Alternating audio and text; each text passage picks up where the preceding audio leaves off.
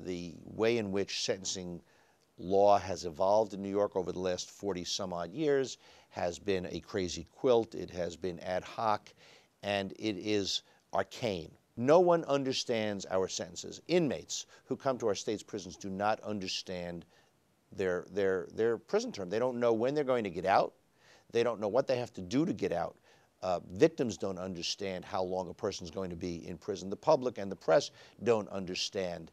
And in some respects, it perpetrates an injustice and leads to a feeling of injustice. The New York State Permanent Sentencing Commission was created by the state's Chief Judge, Jonathan Lippman, as a body that would consider, evaluate, and make recommendations to the legislative branch, the executive branch, as well as to the judiciary about changes that could be made to improve the quality of justice in New York through changes in the sentencing rules and practice, as well as to respond to and issue opinions about proposals that may be forthcoming. The judge recognized that, first of all, John Jay is a neutral location. So it is neither defense nor prosecution. It is neither victim nor perpetrator. It is truly an emerging and important location for serious thinking about criminal justice issues. It's got the depth of resources in its faculty and in its physical and technical capacity to support the work of the commission. And I think there was a genuine openness and willingness on the part of the college to provide the support to host this in a way that would be productive and conducive to the work of the commission. There have been a series of temporary state commissions established either by executive order of the governor or by an act of the legislature. Some of those commissions did excellent work. Many of them, unfortunately, made very good recommendations that were never adopted. You know, there was tremendous anger about crime in the 70s and the 80s. People in New York City in particular were coming down in the morning and finding their cars broken into and their radios stolen or their car batteries, and everybody was really angry about crime, and as a result, we're very angry with criminals. And so no politician wanted to suggest anything other than imprisonment.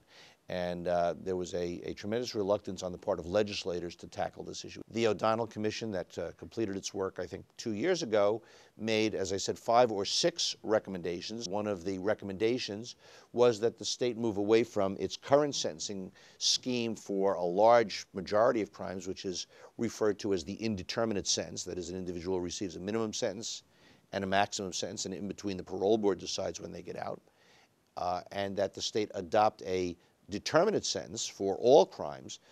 Now determinate sentencing applies only to violent offenses, and the vast majority of crimes are not violent offenses. So that's certainly one idea that's on the table. Another issue that is on the table is that the rules concerning aggregation, that is how sentences add to one another. If you get 2 to 6 for this crime and 4 to 8 for that crime, how does one calculate the amount of time to be served? I think as well, over the years, especially as the state was facing a very quickly growing prison population, the legislature adopted a series of measures that gave tremendous authority to correctional authorities to release people early through things like the shock incarceration boot camp program, to make people eligible for parole earlier through earned time and merit time.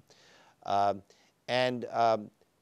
think that the recommendation that the O'Donnell Commission made was that these rules often are in conflict with one another, and that we should codify and simplify the rules, again, for truth in sentencing, so that people understand how much time off for good behavior an inmate earns, what it means when he earns it. Does it mean that the parole board must release him? How much discretion does the parole board have?